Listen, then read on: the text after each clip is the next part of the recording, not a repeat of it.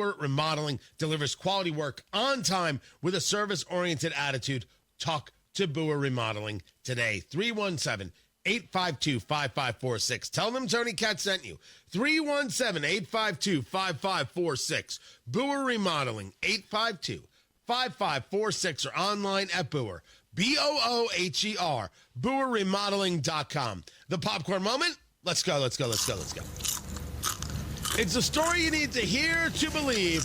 Then grab your popcorn, because there is more. Bernie Sanders is on Andrew Schultz's podcast. He's a comic. And they're on a podcast. Now, all of a sudden, he's Mr. Honesty. The hatred that we felt in 2016, 2020 from the Democratic establishment. I'll give you an example. We would do rallies, and we have thousands of people, often young people of color coming out, working class people coming out. They were great, full of energy. Before anything, producer Carl, finger on the dump button just in case I missed anything. Yeah. And then we go to Democratic Party events. There'd be a few hundred people, mostly older, whiter, wealthier. And you saw the clash. And the establishment did not want to open the door. They hated the idea that all these people whose hands were a little bit dirty, who didn't have PhDs or weren't wealthy, imagine walking in. It's my party, man. You ain't getting in. Yes. We will fight you in the most ruthless ways that we can. And that's the struggle. Are they going to open the door, or are they prepared to lose elections, literally, and maintain the status quo? Go down with the Titanic. So that's a very honest assessment of the Democratic Party and how closed-minded they are. Now, he's not getting, of course, into his own bigotries, getting into the bigotries of the party, which brings us to the questioning and the line here from Andrew Schultz, who shamefully, I think, still might refer to himself as a Democrat. I'm not quite sure why.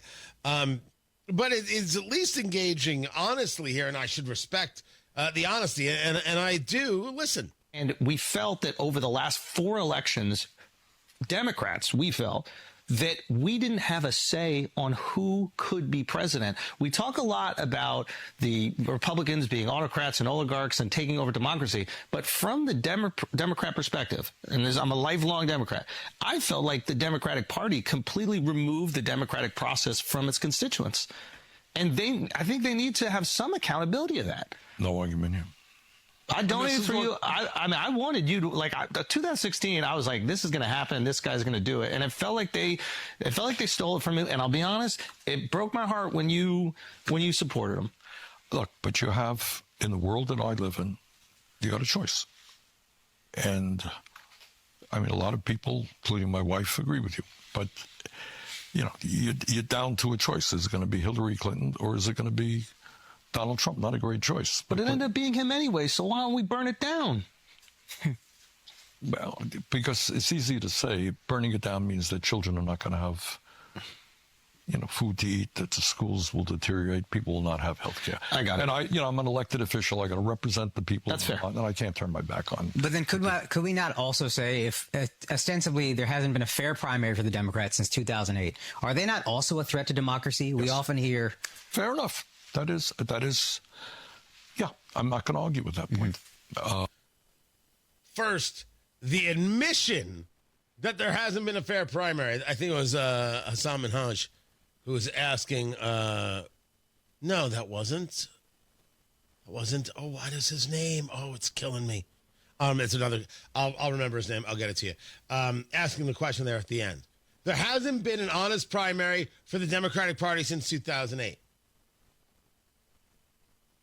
That's something. It's also true. But I heard something kind of incredible in this, and I don't know if you caught this like I did. And it was the idea of, why don't you just burn it down? Right? Because we lost anyway. Listen. Ported them. Look, but you have, in the world that I live in, you got a choice. And I mean, a lot of people, including my wife, agree with you. But, you know, you're down to a choice. Is it going to be Hillary Clinton or is it going to be Donald Trump? Not a great choice. But it ended up being him anyway, so why don't we burn it down? Well, because it's easy to say burning it down means that children are not going to have, food to eat, that the schools will deteriorate, people will not have health care. You know who gave that same exact answer? I mean, different words, but same answer. Micah Beckwith, when asked the question by Rob Kendall. Oh, go back and listen. If I'm lying, I'm crying. Matt Bear has traffic.